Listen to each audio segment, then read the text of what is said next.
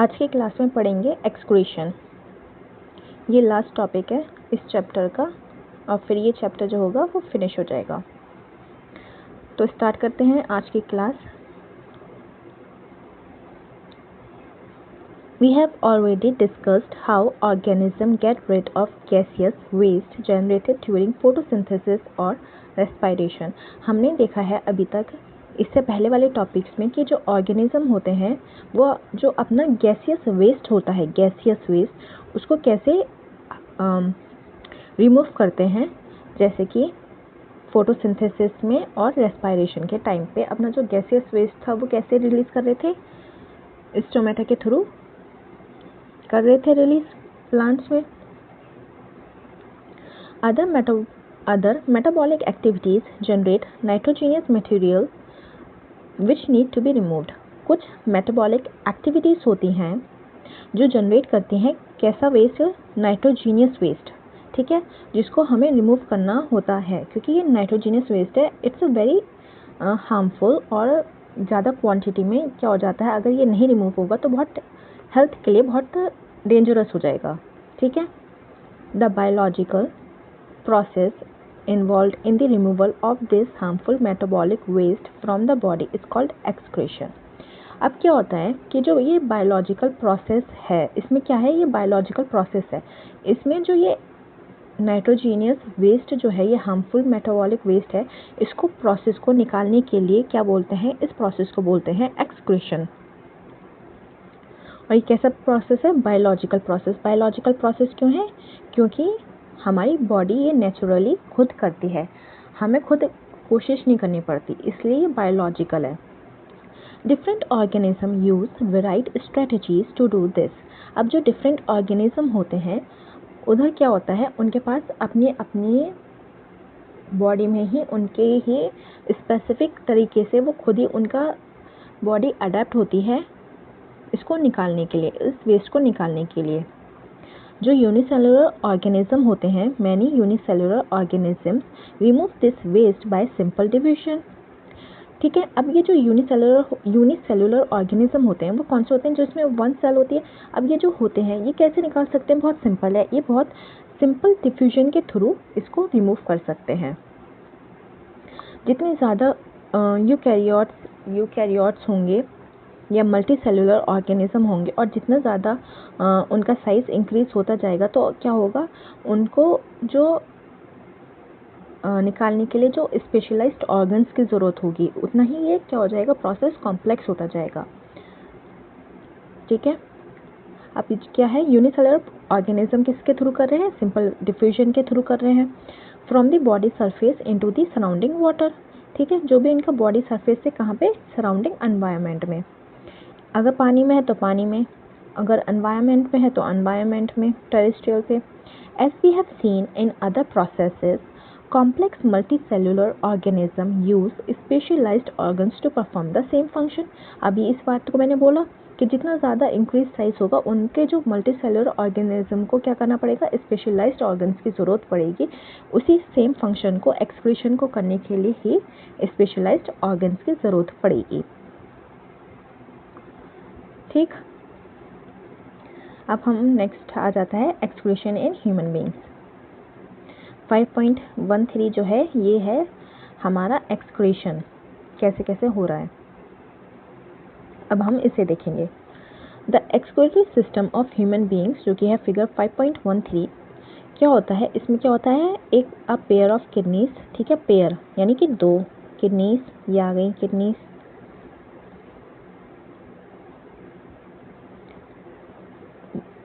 ठीक है, ये है kidneys bean shaped. A pair of ureters, ठीक है, यूरेटर है, दिस इज यूरेटर, ये जो जा रहा है ये है, ये भी क्या है, pair of ureters. A urinary bladder, this is your urinary bladder and a urethra, this is urethra. अब क्या होता है, ये जो किडनी है, ये जो यूरेटर है इसको कनेक्ट करता है यहाँ से किडनी में से और फिर कहाँ डालता है, यूरिनरी ब्लैडर में। यूरिनरी ब्लैडर में यूरिन होता है स्टोर और फिर बाद में यूरेथ्रा के थ्रू पास आउट हो जाता है, ठीक। Kidneys are located on in the abdomen. कहाँ होती हैं किडनीज, कहाँ लोकेटेड होती हैं? एब्डोमेन में। एब्डोमेन यानी कि साइड ऑफ स्टमक, अपर जहाँ पे स्टमक होता है उसके साइड में होती हैं हमारी kidneys. One on either side of the backbone, ठीक है, बैकबोन की साइड में होती हैं। Urine produced in the kidneys passes through the ureters into the urinary bladder where it is stored until it is released through the urethra। ठीक है, ये मैंने अभी बताया कि यूरिन जो होता है कहाँ प्रोड्यूस होता है? किडनी में प्रोड्यूस होता है। और फिर कहाँ से जाता है? ये जो यूरेटर्स है दिख रहे हैं इसके थ्रू ये जाता है यूरिनरी ब्लैडर में। और फिर यूरिनरी ब्लैडर में क्या होता है? ये स्टोर होता है। और स्टोर रहता है तब तक रहता है जब तक हमें अर्ज नहीं होती यूरिन पास करने की, ठीक है, थ्रू यूरेथ्रा से पास हो जाता है। अब क्वेश्चन है how is urine produced? The purpose of making urine is to filter out waste products from the blood. अब क्या है यूरिन बनाने का पर्पस ही क्या है? ठीक है, अब हम पढ़ रहे हैं यूरिन क्यों प्रोड्यूस कर रहे हैं। हाउ इज यूरिन प्रोड्यूस कैसे होती है यूरिन? तो पहले तो हमें यही समझना पड़ेगा कि हमें प्रोड्यूस करनी ही क्यों है। तो इसका पर्पस ये है कि यूरिन में से जो ब्लड होता है, ब्लड में क्या होता है? वेस्ट प्रोडक्ट्स होते हैं, ठीक है। सेल्स क्या होते हैं? अपने जो वेस्ट प्रोडक्ट्स होते हैं ब्लड में डाल देती है। जब एक्सचेंज ऑफ क्या होता है? गैसेस होता है, ठीक है। तो क्या होता है? अपना जो वेस्ट प्रोडक्ट होती है साथ में CO2 के साथ साथ अपने वेस्ट प्रोडक्ट्स जो होती है वो ब्लड में पास कर देती है। अब ये जो ब्लड में जो वेस्ट प्रोडक्ट है, अब उसको ब्लड को तो प्यूरिफाई करना पड़ेगा। हार्ट में तो क्या हो रहा था? एक्सचेंज ऑफ गैसेस हो रहा था, सॉरी लंग्स में क्या हो रहा था? Exchange of gases. वहाँ से वेस्ट प्रोडक्ट तो नहीं निकला। तो वेस्ट प्रोडक्ट कहाँ से निकलता है? किडनी से निकलता है। और किडनी कौन सा वेस्ट प्रोडक्ट निकालती है? Nitrogenous waste. Just as CO2 is removed from the blood in the lungs, nitrogenous waste such as urea or uric acid are removed from blood in the kidneys। जो ये CO2 होता है ये बताया कि कहाँ से रिमूव होता है? लंग्स में से। तो इसी तरह से ये नाइट्रोजीनियस वेस्ट कहाँ से जो होता है जैसे कि यूरिया और यूरिक एसिड वो कहाँ से रिमूव होता है? वो रिमूव होता है किडनी से। It is then no surprise that the basic filtration unit in the kidneys। तो इसका मतलब क्या है कि ऐसे कि जो फिल्टर जो है फिल्ट्रेशन कहाँ होगा? ब्लड का फिल्ट्रेशन कहाँ होगा? अगर किडनी जो है यूरिया ब्लड में से यूरिया निकाल रही है, ब्लड में से नाइट्रोजीनियस वेस्ट निकाल रही है, तो फिल्ट्रेशन कहाँ होगा? किडनी में होगा। सिंपल।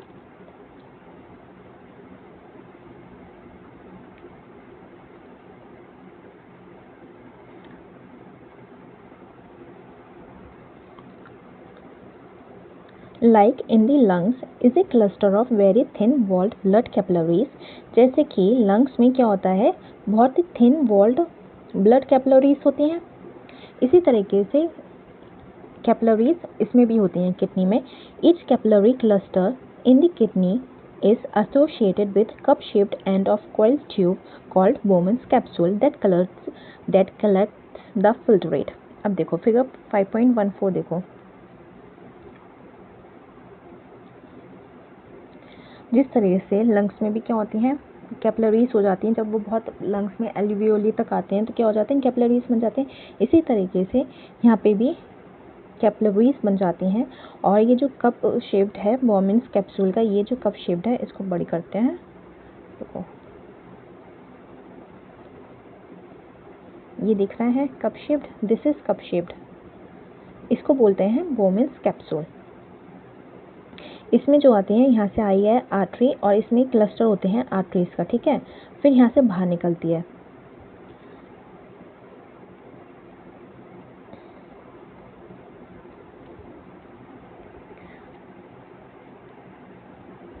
कप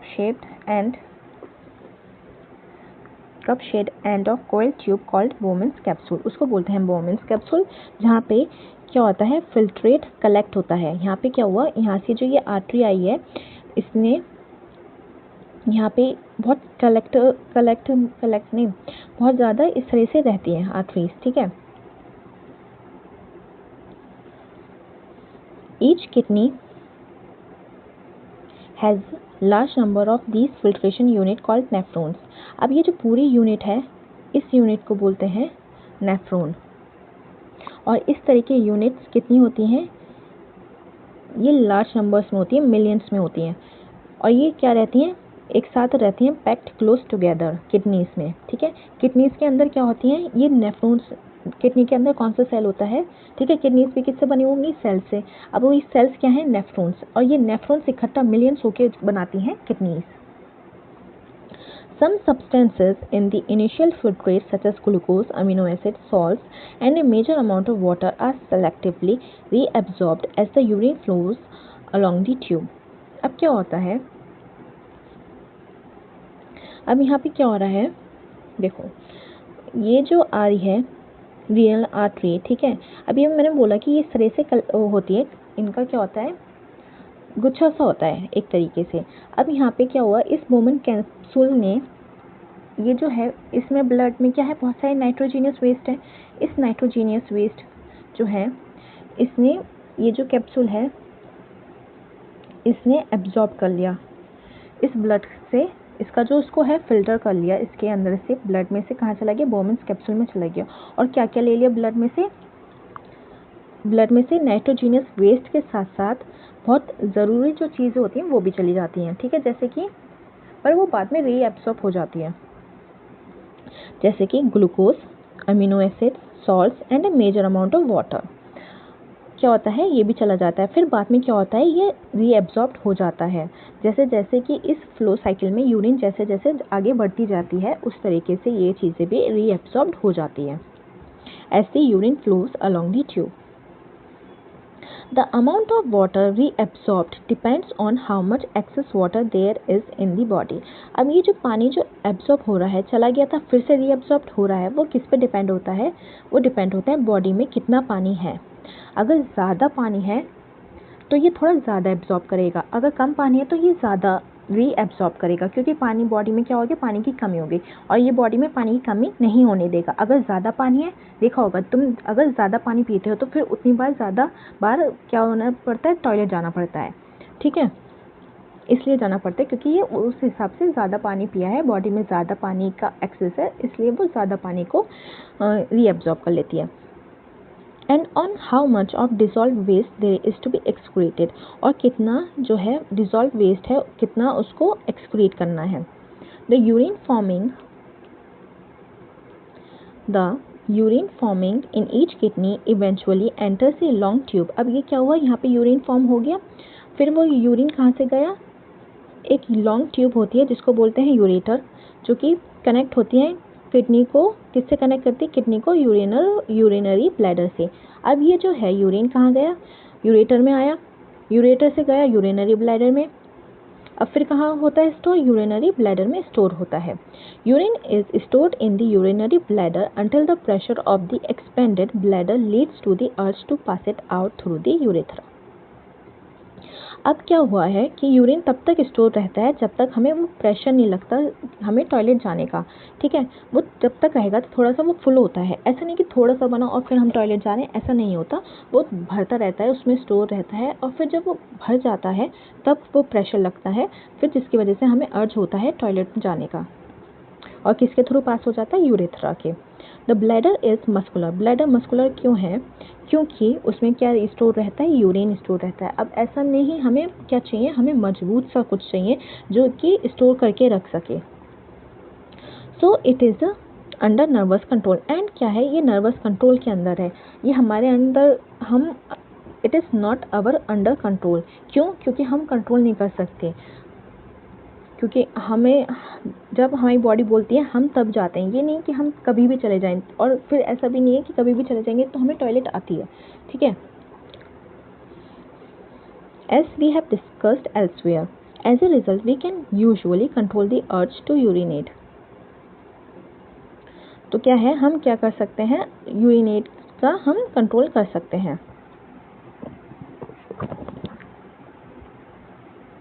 अब देखो एक मिनट, इसको मैं थोड़ा और समझा देती हूँ।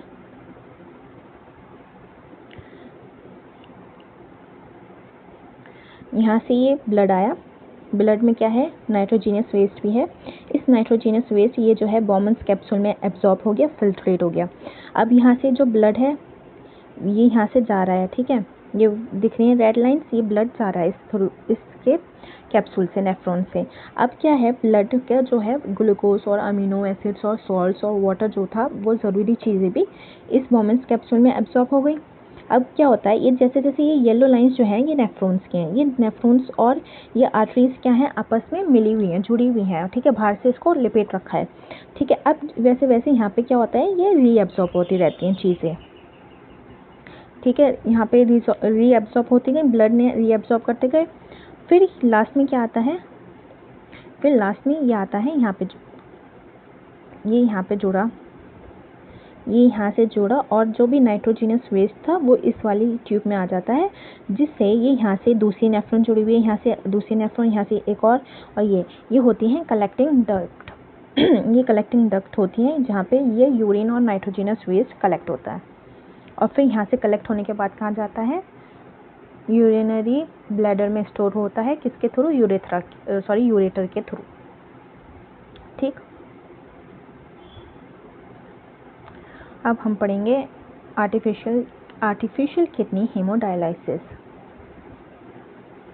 अब किसी किसी की क्या होती है, किडनी जो है वर्क नहीं करती, तो उसको क्या करना पड़ता है, फिर हमें आर्टिफिशियल किडनी करनी पड़ती है, जिसको बोलते हैं हेमोडायलाइसिस।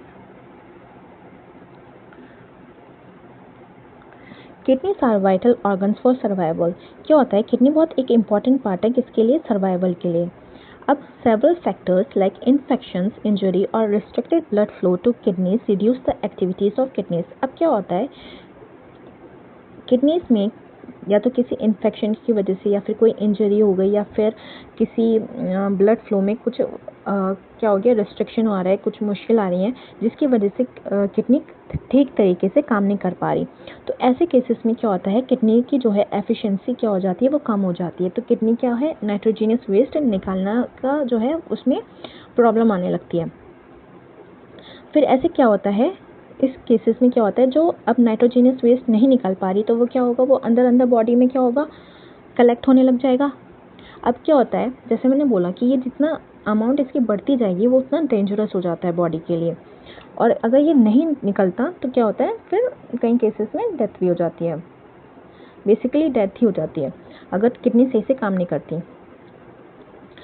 This leads to accumulation of poisonous waste in the body. Poisonous waste मतलब कि नाइट्रोजिनस वेस्ट क्या होता है, फिर इसका क्या होगा, एक्यूमुलेशन मतलब बॉडी में इकट्ठा होना शुरू हो जाएगा, which can even lead to death, ठीक। In case of kidney failure, अगर किडनी का फेलियर हो गया, मतलब क्या हो गया, किडनी बिल्कुल भी काम नहीं कर रही, तो फिर क्या करना पड़ता है, एक आर्टिफिशियल किडनी लगानी पड़ती है। एक आर्टिफिशियल किडनी क्या होती है, इसे डिवाइस होती है to remove nitrogenous waste products from the blood through dialysis. अब ये जो आर्टिफिशियल किडनी होती है, ये एक डिवाइस होता है, उसका काम होता है कि नाइट्रोजिनस वेस्ट जो है ब्लड में से निकालना, किसके थ्रू, उसको बोलते हैं डायलिसिस।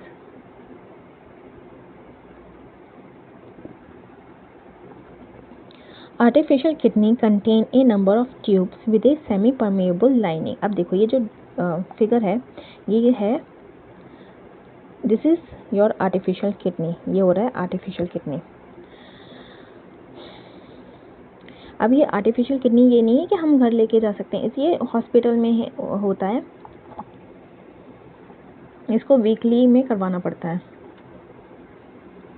अब क्या है, ये जो होती हैं ट्यूब्स होती हैं, नंबर ऑफ ट्यूब्स होती हैं इसमें, और ये कैसी होती हैं, सेमी परमेएबल लाइनिंग होती हैं। देखो ये लिखा है selectively permeable membrane, this are tubes, ठीक। Suspended in a tank filled with dialysing fluid, ये किस में होती है, एक टैंक में होती हैं जिसमें ये येलो लिक्विड दिख रहा है, this is called dialysing fluid या फिर dialysing solution. This fluid has the same osmotic pressure as blood. अब इसका जो फ्लूइड होता है, ये येलो फ्लूइड, डायलाइसिंग फ्लूइड या फिर सॉल्यूशन, इसका जो ऑस्मोटिक प्रेशर होता है उसको बिल्कुल मेंटेन करते हैं जैसे कि ब्लड का होता है। पर एक्सेप्ट क्या है इसमें, that it is devoid of nitrogenous waste. इसमें क्या होता है, नाइट्रोजिनस वेस्ट नहीं होता। ब्लड में क्या होता है, नाइट्रोजिनस वेस्ट होता है, इसमें नाइट्रोजिनस वेस्ट नहीं होता। The patient blood is pass through this tube. अब क्या हो रहा है, पेशेंट का ब्लड जो है इस ट्यूब से पास हो रहा है, जो रेड रेड दिख रहा है ये क्या है, this is tube, blood is going pass करवा रहे हैं इसके इन ट्यूब्स के through. During this passage the waste product from the blood pass into dialysing fluid by diffusion. अब ये क्या होता है, ये पेशेंट का ब्लड जो है, ये एरोस दिख रहे हैं ब्लैक, क्या हो रहा है, इसके थ्रू पास हो रहा है। ये डायलाइसिंग सॉल्यूशन क्या करता है, इसमें से जो वेस्ट प्रोडक्ट है, नाइट्रोजीनियस वेस्ट है, उसको डिफ्यूजन के थ्रू बाहर निकाल लेता है, डिफ्यूजन के थ्रू, ठीक। और फिर उसके बाद प्यूरिफाइड ब्लड जो होता है वो कहाँ डाल देते हैं, फिर वो वहाँ से रोटेट होके पेशेंट्स में चला जाता है। देखो यहाँ से एक ट्यूब से आ रहा है, ये ब्लड गया, फिर इन ट्यूब्स में गया, फिर यहाँ से ये क्लीन हो गया और नाइट्रोजीनियस वेस्ट के थ्रू, और फिर ये वापस पेशेंट में आ गया। This is similar to the function of the kidney but it is different since there is no reabsorption involved। ये जो है ये सिमिलर होती है किडनी की तरह, बस इसमें डिफरेंस ये है कि इसमें कोई रीएब्सॉर्प्शन नहीं इन्वॉल्व होता, ठीक है। हमने किडनी हमारे क्या करती है, रीएब्सॉर्प्शन करती थी, पर इसमें कोई भी रीएब्सॉर्प्शन इन्वॉल्व नहीं होता। Normally in a healthy adult, एक हेल्दी इंसान में जो इनिशियल फिल्ट्रेट होता है, जो हमारी किडनी फिल्ट्रेट करती है, वो कितना करती है, वो होता है 180 लीटर डेली। इतना फिल्ट्रेट करती है, मतलब कि इतनी बार हमारी जो है ब्लड इसके थ्रू पास होता है और वो ब्लड को क्लीन करती है। तो वो कितना करती है, 180 लीटर डेली। इतनी बार हमारा जो ब्लड है किडनी से पास होता है, समझ रहे हो। इस समय हम लोग बात कर रहे हैं, हम लोग पढ़ रहे हैं, तो हमारा ब्लड इस समय भी किडनी जो है हमारे ब्लड को क्लीन कर रही है। However,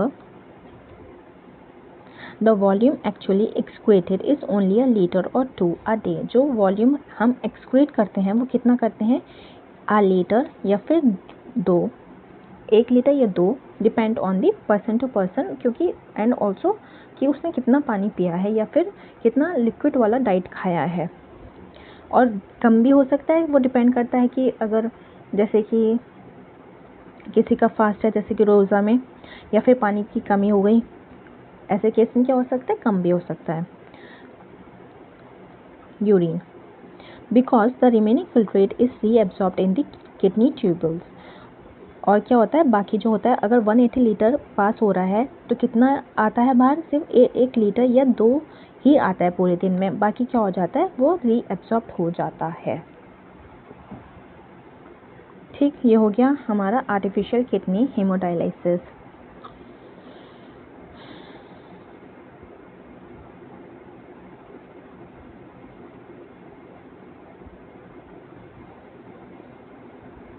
अब है, पहले हम देखेंगे ऑर्गन डोनेशन वाला, फिर पढ़ेंगे प्लांट्स में एक्सक्रीशन के बारे में। तो ऑर्गन डोनेशन क्या होता है, ऑर्गन डोनेशन वो होता है कि जब अपना कोई इंसान अपना ऑर्गन को डोनेट करता है और किसी जिसको ज़रूरत है वो उसको अपनी बॉडी में, डॉक्टर जो है उनकी बॉडी में लगाते हैं। Organ donation is a generous act of donating an organ to a person who suffers from non function of organs, ठीक है। ये क्या है, एक जेनरस एक्ट है, क्योंकि एक पर्सन को जिसे ऑर्गन की ज़रूरत है उसने अपना ऑर्गन दे दिया, ठीक है। Donation of an organ may be done by the consent of the donor and his her family. जो डोनेशन होता है ऑर्गन का वो किसके थ्रू हो सकता है, किसकी कंसेंट, कंसेंट मतलब कि परमिशन से हो सकता है, या तो जो दे रहा है उसके जो दे रहा है अपना ऑर्गन उसके परमिशन से, या फिर उसकी फैमिली के परमिशन से। ये डिफरेंट है कि उसकी फैमिली, वो डिपेंड करता है कि कब दे सकती है, जैसे कि सपोज डेथ हो गई किसी की, ठीक है, और किसी को ऑर्गन की ज़रूरत है, तो वो जो है आपस में बात कर सकते हैं, तो तब उस केस में फैमिली चूज़ कर सकती है कि वो देना चाहती है ऑर्गन या नहीं, क्योंकि मरने के बाद कुछ घंटों के लिए ऑर्गन्स क्या होते हैं, या फिर कुछ मिनट्स के लिए ऑर्गन जो है वो ज़िंदा रहते हैं। एनीवन रिगार्डलेस ऑफ एज और gender can become an organ and tissue donor. अब क्या होता है कि जो एज और जेंडर मैटर नहीं करता ऑर्गन के लिए या फिर टिश्यू डोनर के लिए, ठीक है। ऑर्गन ट्रांसप्लांट्स कैन सेव और transform the life of a person. जो ऑर्गन ट्रांसप्लांट होता है वो क्या है, बचा भी सकता है ज़िंदगी, या फिर पर्सन की जो है लाइफ को ऑब्वियसली वो क्या करेगा, ट्रांसफॉर्म कर देगा। Transplantation is required because recipient's organ has been damaged और हैज़ फेल्ड बाय डिजीज और इंजरी।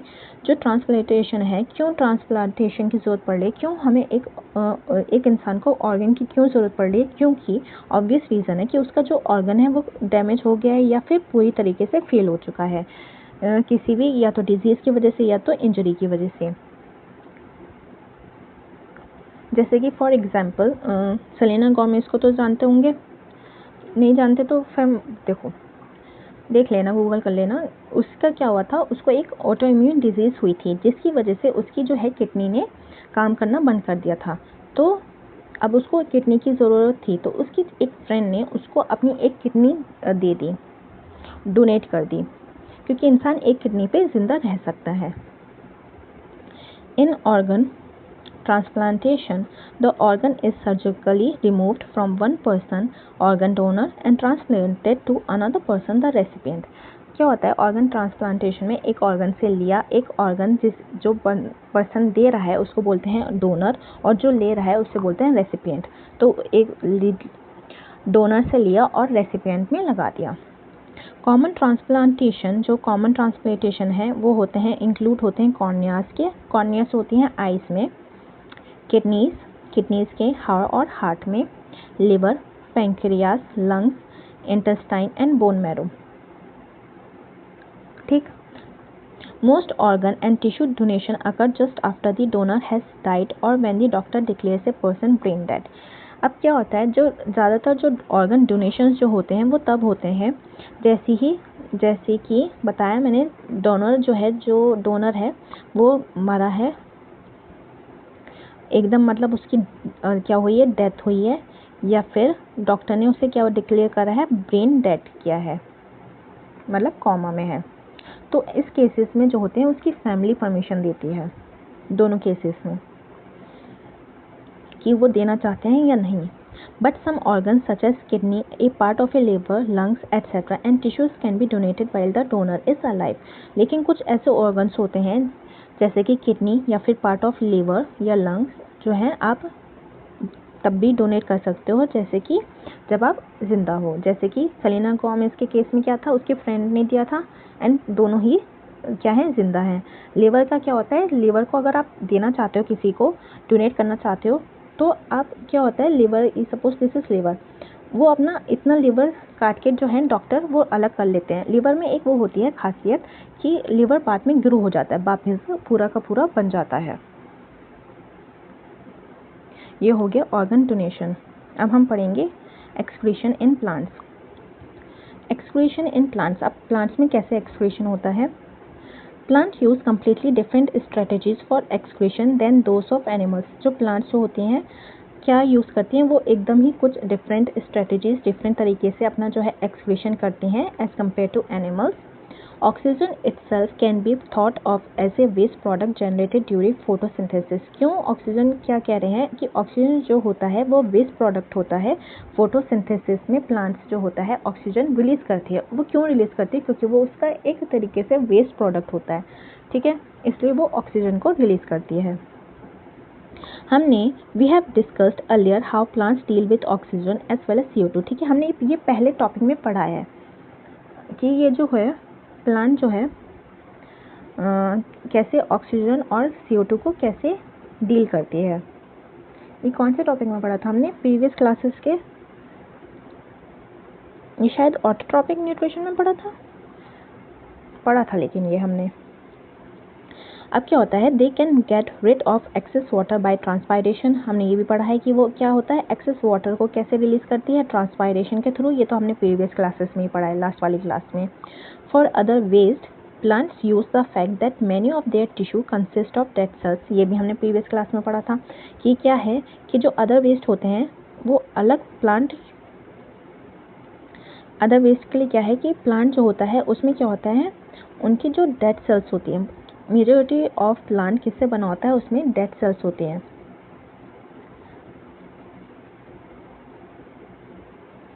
ठीक, एंड क्या होता है, और वो अपनी लीव्स जो होती हैं, सम पार्ट्स ऑफ लीव्स को लूज़ कर देती हैं। जैसे कि प्लांट की पत्तियाँ जो होती हैं सूखने लग जाती हैं, सूखती हैं तो वो क्या हो जाती हैं, एक तरीके से वेस्ट ही हो जाता है, तो वो धीरे धीरे करके खुद ही झड़ जाती है। जैसे कि फूल भी खुद सूख जाते हैं फिर गिर जाते हैं। जैसे कि फल है, फल जब पूरे अच्छे तरीके से पक जाता है तो वो उसके लिए एक तरीके से अब वो किसी काम का नहीं है, वो फिर ड्रॉप कर देता है, गिर जाते हैं।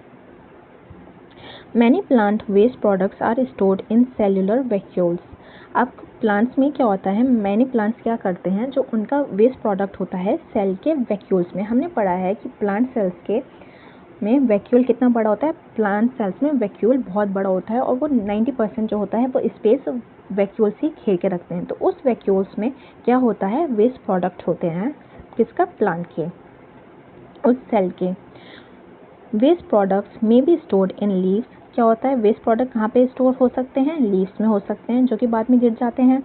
अदर जो वेस्ट प्रोडक्ट्स होते हैं वो होते हैं रेजिन्स और गम्स, स्पेशली इन ओल्ड जाइलम्स।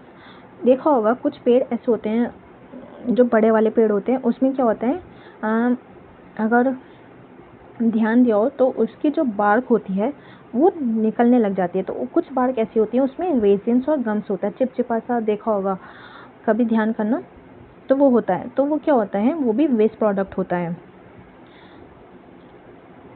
और ये किस में होता है, ये होते हैं ओल्ड जाइलम में। प्लांट ऑल्सो एक्सक्रीट सम, और ओल्ड जाइलम में ही क्यों होते हैं, क्योंकि जाइलम जो होते हैं वो बाहर की साइड में होते हैं और फ्लोएम जो होते हैं पेड़ के अंदर में होते हैं। ठीक है। Plant also excrete some waste substances into the soil around them. और क्या होता है, प्लांट साथ ही साथ कुछ वेस्ट सब्सटेंसेस कहाँ रिलीज करती है, सॉइल में भी रिलीज कर देती है।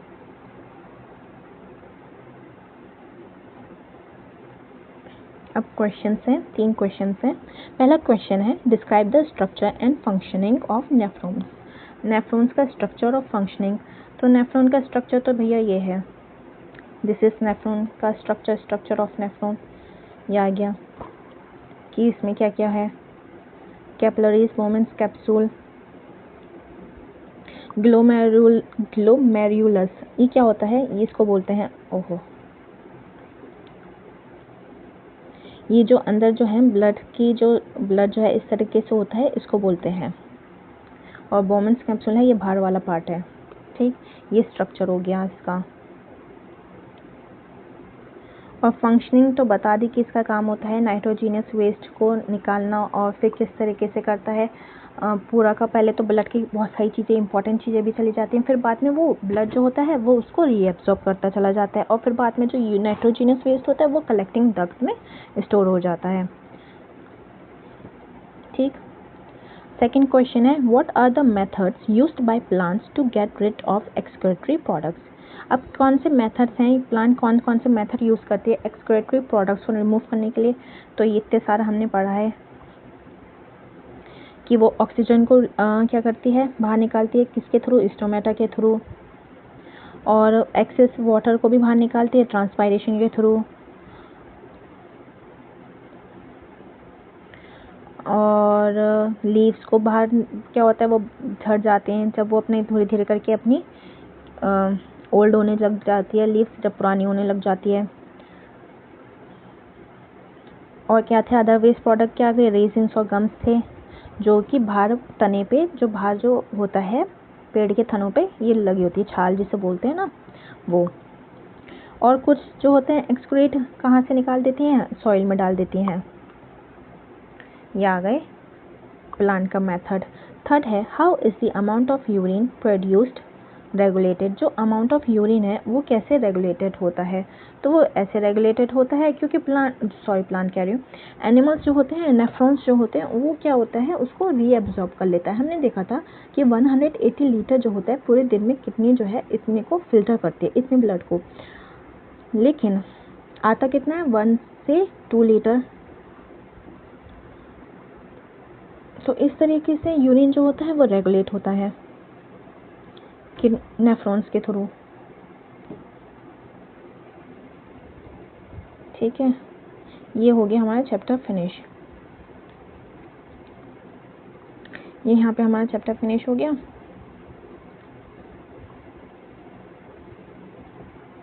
अब हम पढ़ेंगे, अगली क्लास में शुरू करेंगे न्यू चैप्टर।